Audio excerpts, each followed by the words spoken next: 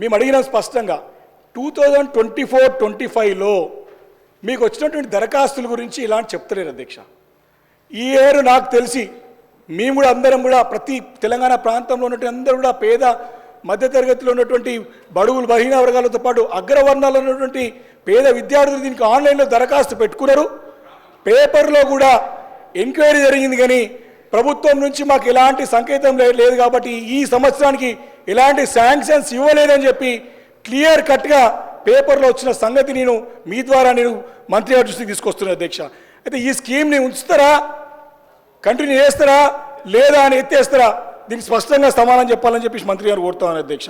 ఎందుకంటే భవిష్యత్ తరాల గురించి పెట్టుబడి విద్యార్థులపైన చెప్పేసి ముఖ్యమంత్రి గారు అన్నారు, కానీ భవిష్యత్ తరాల వారిది మరి ప్రశ్నార్థకంగా అంధకారంగా కనపడుతోంది ఈ యొక్క చర్య వల్లని చెప్పి చెప్పక తప్పదు అధ్యక్ష.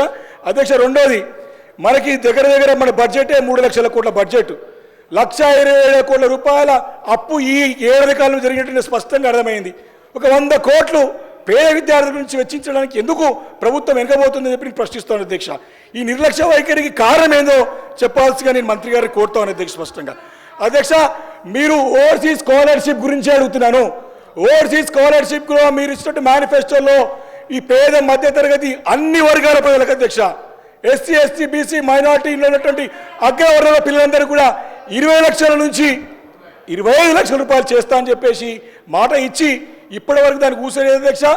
కొత్త 5 లక్షలు ఎక్కువ, కానీ కొండ నాలుకకి మందేస్తే ఉన్న నాలుగు కొడిపోయినట్టు ఉన్న సంవత్సరానికి స్కీమ్ పైసలు లేవు అధ్యక్ష, ఉన్న పైసలు రాలే, ఇంకా దానికి సమాధానం చెప్పాలి అధ్యక్ష. అధ్యక్ష, రెండోది, 1098 మంది అసలు ఎత్తివేత గురించే లేనప్పుడు ఈ క్వశ్చన్లను ఎందుకు ఉత్పన్నమవుతాయి? మీ గవర్నమెంట్లో మీరు పెండింగ్ పెట్టినాయి, మేము పే చేసినాం 244 కోట్ల రూపాయలు. మీరు పెండింగ్ పెడితే మేము వచ్చిన తర్వాత 140 కోట్ల రూపాయలు క్లియర్ చేయడం జరిగింది. ఇంకా ఎత్తివేత అనేది ఉంటే ఇంకా క్లియర్ ఎట్లా చేస్తాం సార్? ఇంకా ఉంచరా అంటే ఆల్ డిపార్ట్మెంట్స్కి సంబంధించి కాబట్టి మాకు కొన్ని ప్రాసెస్ చేస్తూ ఉన్నారు, ఇంకా కొన్ని నిబంధనలు పెట్టి తీసుకొస్తారు. ఇంకా ఉన్న పెండింగ్ మాకు మార్చి వరకు ఉన్నది క్లియర్ చేయడానికి ఛాన్స్, మార్చి వరకు మేము క్లియర్ చేయడానికి అవకాశం ఉంది. ఎత్తేస్తారా తీసేస్తారా ఈ క్వశ్చనే లేదు అసలు. అక్కడ పెండింగ్ ఉందని చెప్పిన 104 కోట్లు పెండింగ్ ఉంది, 140 కోట్లు క్లియర్ చేసినాం. మీరు పెట్టిన ఈ 244 కోట్లలో మేము 140 కోట్లు క్లియర్ చేసినాము.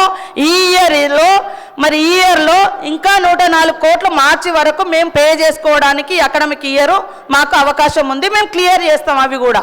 Thank you speaker sir. అధ్యక్ష, నేను క్లారిటీ అంటే అధ్యక్ష, నేను అది పేద విద్యార్థుల గురించి స్పష్టంగా ఇవ్వాల్సిన అవసరం, ఎందుకంటే విదేశాల్లో ఇరుక్కుపోయినారు కాబట్టి వారి సమస్యకి పరిష్కారం రావాలి కాబట్టి అడుగుతాం అధ్యక్ష.